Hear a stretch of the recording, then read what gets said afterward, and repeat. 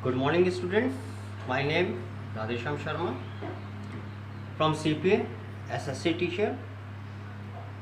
In the last lecture, we discussed our new chapter, tracking changes in the medieval period.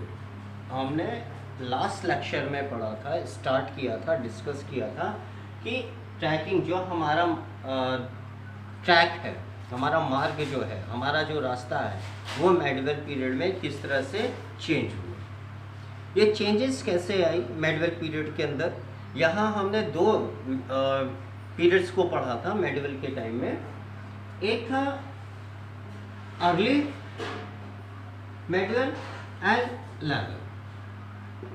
ये दो type की जो हमारे medieval periods हैं, इस दो टाइप में हमने एक अर्ली मेडिवल पीरियड के अंदर भी पढ़ा और लेटर पीरियड्स के बारे में। इसके अंदर हमने न्यू किंगडम्स के बारे में बताया कि न्यू किंगडम्स किस तरह से इस इंडिया में या इस प्लेस पर आ चुका है।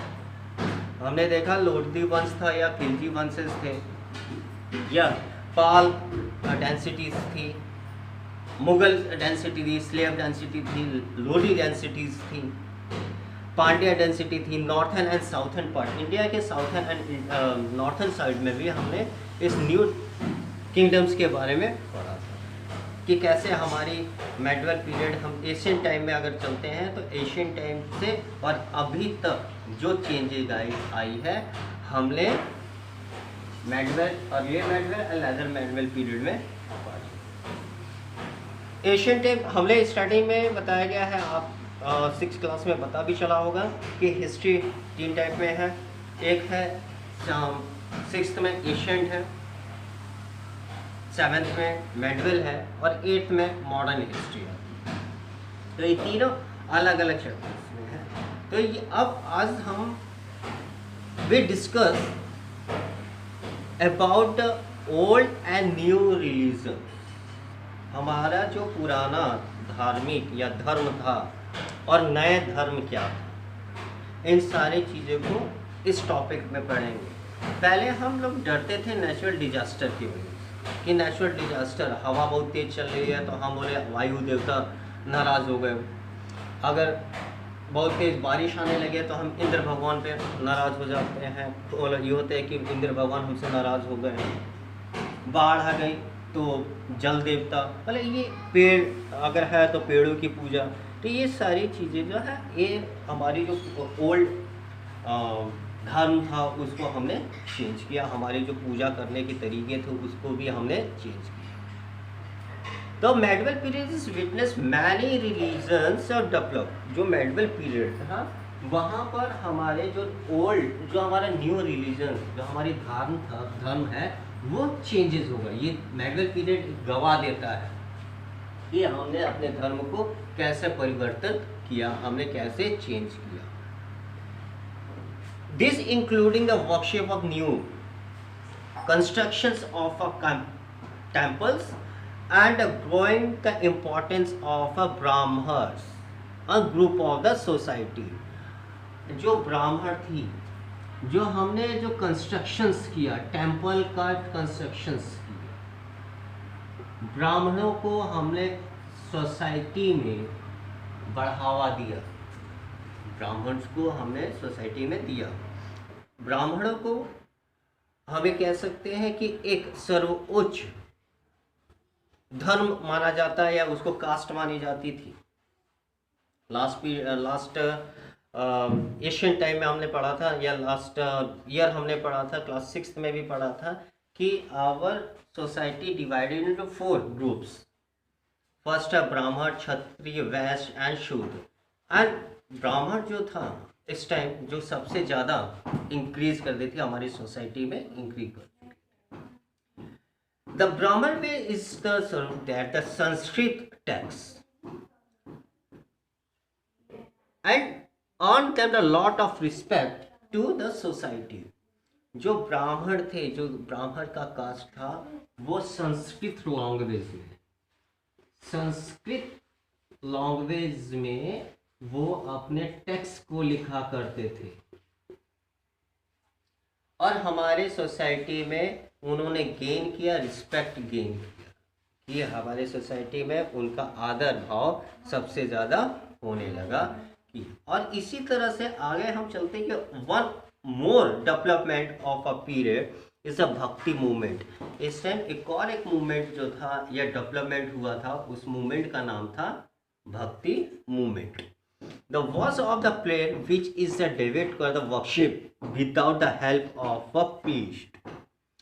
हम ये भक्ति मूवमेंट में था कि हमने ब्राह्मणों को या हम किसी पंडित के द्वारा, बिना पंडित के भी हम पूजा कर सकते हैं, हम भगवान को मान सकते हैं बिना पंडित के भी। हम ब्राह्मण को, अगर ब्राह्मण नहीं है तो भी चल जाएगा। हमने भक्ति मूवमेंट से हमने राम राम जपा, हमने अल्लाह जपा, हमने हरे कृष्णा हरे रामा पढ़ा, तो ये भक्ति मूवमेंट पे भी आ जाता है कि हमने बिना पंडित के भी, या हमने हमने देखा सुना कि पंडित जो है हमारे सर्वकर्म कांडों से जुड़े थे, मगर उस चीज़ को हमने ख़त्म किया कि हम एक नए ट्रैक पे चलते हैं।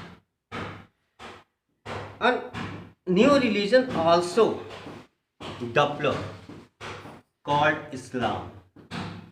They worship Allah, they only one God. उन्होंने एक इस्लाम धर्म भी अपनाया, या इस मेडिवल पीरियड में आया, जो अल्लाह को मानते थे। जो मुसलमान थे उन्होंने अल्लाह को माना। अल्लाह मुसलमानों के या इस्लाम धर्म के देवता मान सकते हैं, उस गॉड को हम देवता मान सकते हैं।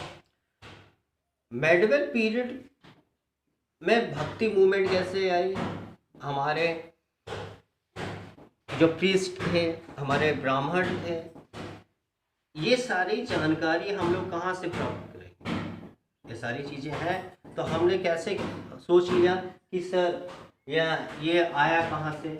तो अगर हम कहें कि हमारे घर में पानी जो आता है वो कहाँ से आता है, हम इसको कह सकते हैं the sources of a history, sources of medieval period.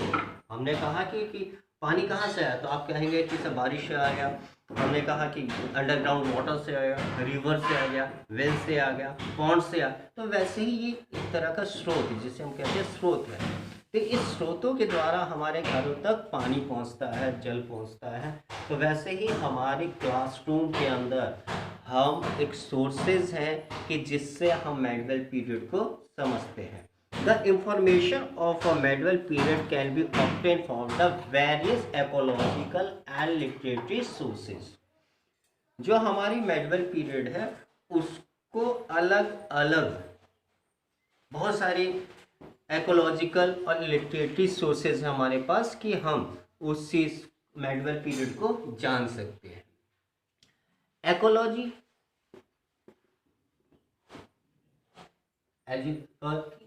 and literary sources. Ecological sources including the movements, painting and coins। हमने जो एकोलॉजिकल है उस सोर्सेज को हम कह सकते हैं कि हमारे पास पेंटिंग है, मूवमेंट्स हैं, मूवमेंटम्स हैं, बिल्डिंग है। अगर हम कहते हैं कि आप लोग लाल किला गए होंगे, रेड फोर्ट देखने गए होंगे, उदयपुर गए हैं, जयपुर गए हैं, pink city is called pink city, हवा महल आपने देखा है, तो उस हवा महल को आपने देखा तो कैसा लगा? या अगर आप कुशीनगर में बुद्ध धर्म में बौद्ध मंदिर जाके देखते हैं तो वहाँ पे भी आप देख सकते हैं कि वो कैसा है। वहाँ के उनकी जो राइटिंग थी, उनकी जो हस्तलिपियाँ थी, ये सारी चीज़ें हम उसके बिल्डिंग से पता लगाते हैं कि हिस्ट्री क्या थी, उस मेडिवल पीरियड में हमने क्या देखा।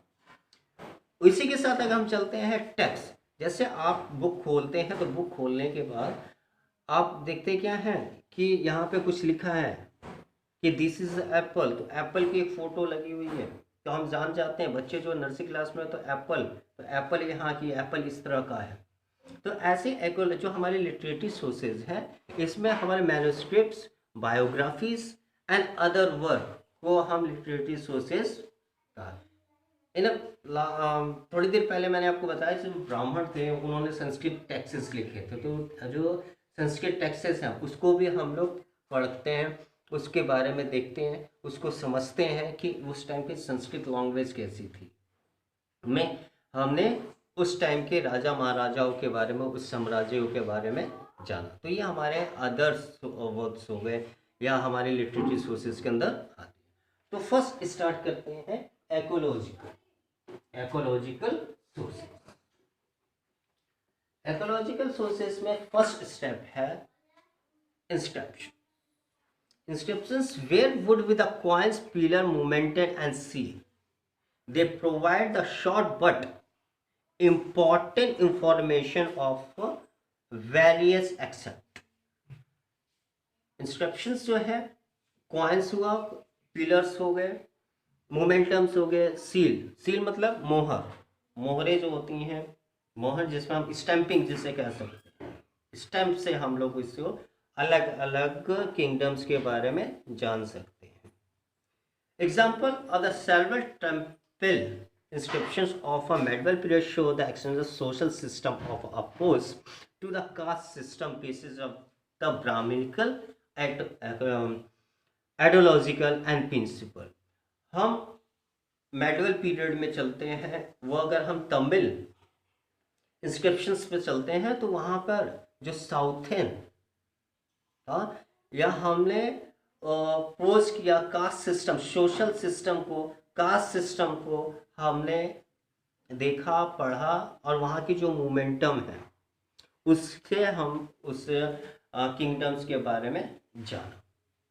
हमने ये भी जाना कि उस टाइम जो ब्राह्मणिक आइडियोलॉजिकल था, उनकी जो सिद्धांत थे, उनके जो शब्द थे वो कैसे थे, वो किस तरह से उसको हम एक्सप्लेन करता था। ये सारी चीज़ें इंस्क्रिप्शंस में आते हैं। फिर आते हैं मोमेंटम। मोमेंटम स्मृति जिसे कहा जाता है। Monuments like is the top fort temple mosques provide a lot information about the period. Monument अगर हम पिलर्स देखें, मौर्य का हम अशोक का पिलर देखते हैं, आयरन पिलर देखते हैं, तो उसको भी हम देख सकते हैं कि ये हमारे पास क्या मोमेंटम है। हम गोल्डन टेम्पल जाते हैं, एक मोमेंटम के तौर पर हमने देखा। कुशीनगर गए, जो बिल्डिंग है वो हमें क्या है, मोमेंटम्स हैं। टेम्पल, पुरानी टेम्पल्स हैं, वो भी हमारे क्या है, मोमेंटम्स हैं। तो ये सारी चीज़ें जो है उस टाइम की हिस्ट्री को बताता है, मेडिवल पीरियड की हिस्ट्री को बताता है।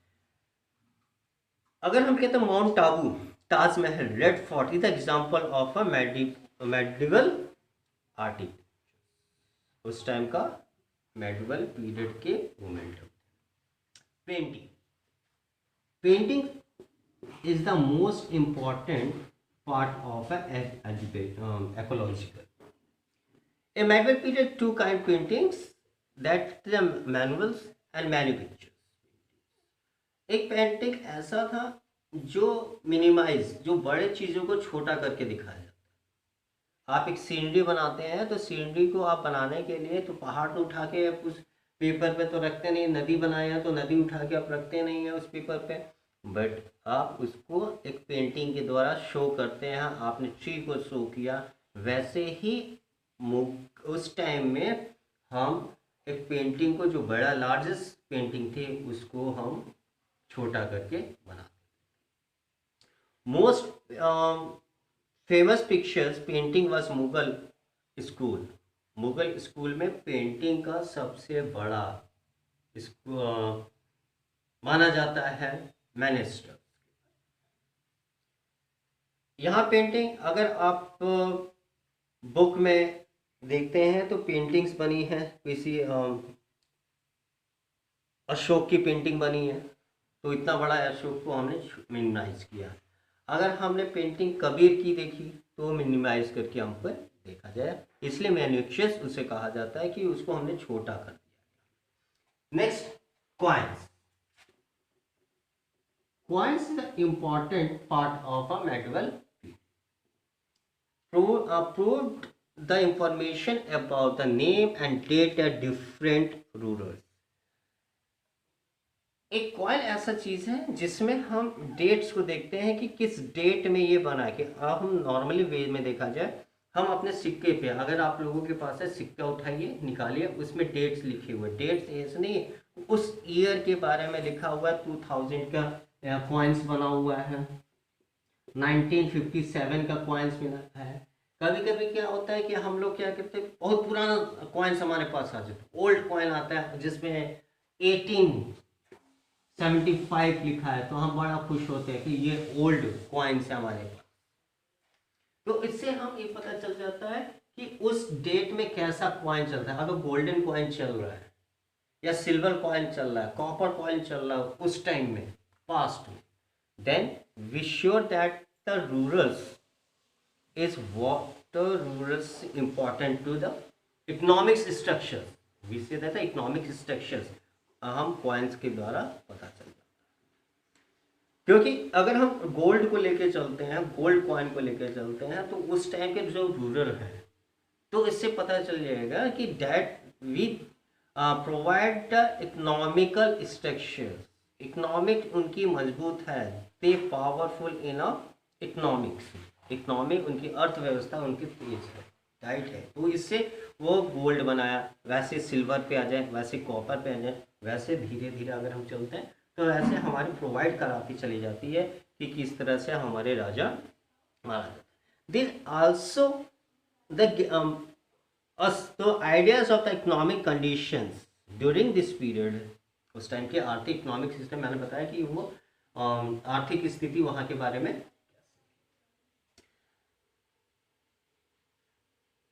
Cryptographic, a person make a map, cryptographer जो है जो मैप को बनाता है।